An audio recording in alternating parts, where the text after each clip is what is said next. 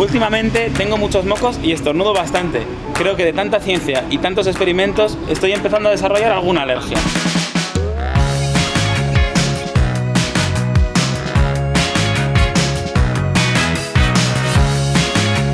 He venido un poco preocupado porque últimamente como que moqueo mucho, estornudo y no sé si tengo algún tipo de alergia. Claro, en esta época del año es cuando el paciente que tiene algún tipo de alergia ambiental es cuando más lo nota y más síntomas tiene y por lo tanto aumentan mucho las consultas por este tipo de síntomas. ¿Cuál es la más común? ¿El polen o...? Aquí en Zaragoza en concreto, la alergia al polen de las gramíneas y del olivo sobre todo y también del plátano de sombra son las más frecuentes.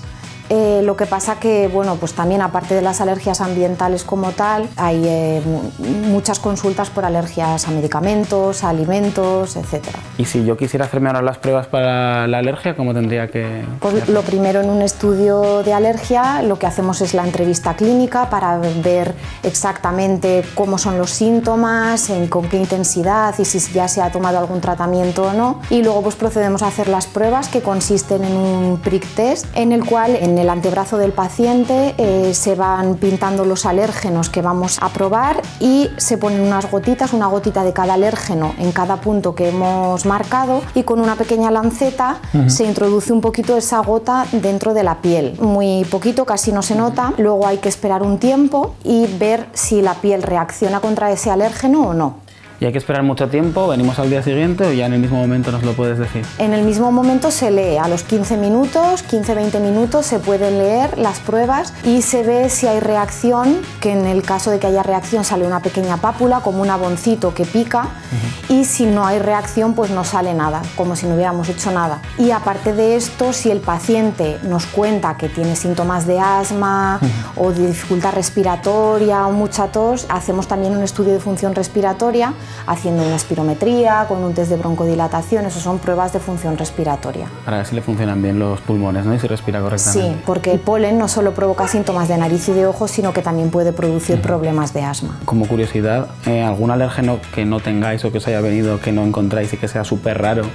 Me ha venido alguien que es alérgico a... A ver, en general tenemos una batería bastante completa, tanto de pruebas ambientales como de pruebas alimentarias. Si hay algo en concreto que el paciente pregunta, pues mira, es que con esta cosa en específico yo tuve un problema, hacemos que ese paciente traiga ese alimento o esa sustancia que cree que le ha producido un problema de alergia para hacer pruebas con ese extracto o ese alimento en concreto.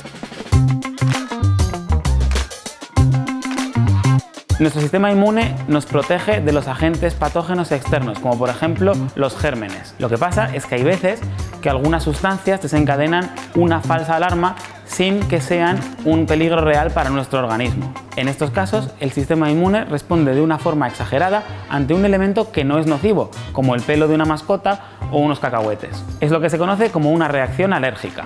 Cuando desarrollamos una alergia, se genera en nuestro sistema inmune una especie de falsa alarma. Se producen unas moléculas conocidas como anticuerpos en el momento en el que esta sustancia inocua se reconoce como algo malo para el organismo. El anticuerpo más común en el desarrollo de las alergias es la inmunoglobulina E. Cuando entramos en contacto de nuevo con la sustancia que nos causa alergia, es reconocida por el anticuerpo y se desencadena una respuesta inmune para luchar contra él. Esta respuesta la lleva a cabo una molécula que se llama histamina. Y la histamina es la que produce todos los efectos que nosotros notamos cuando tenemos una alergia, como un poco de inflamación, rinitis, mocos o estornudos. Como la molécula que se encarga de la respuesta inmune se llama histamina, los medicamentos que se utilizan habitualmente para tratar los síntomas de la alergia se conocen como antihistamínicos.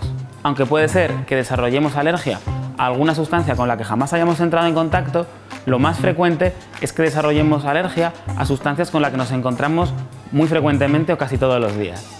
Es por eso que es muy habitual conocer a gente que tiene alergia a los pelos de perro o a los pelos de gato, pero casi seguro que no conoces a alguien que tenga alergia a los pelos de tigre.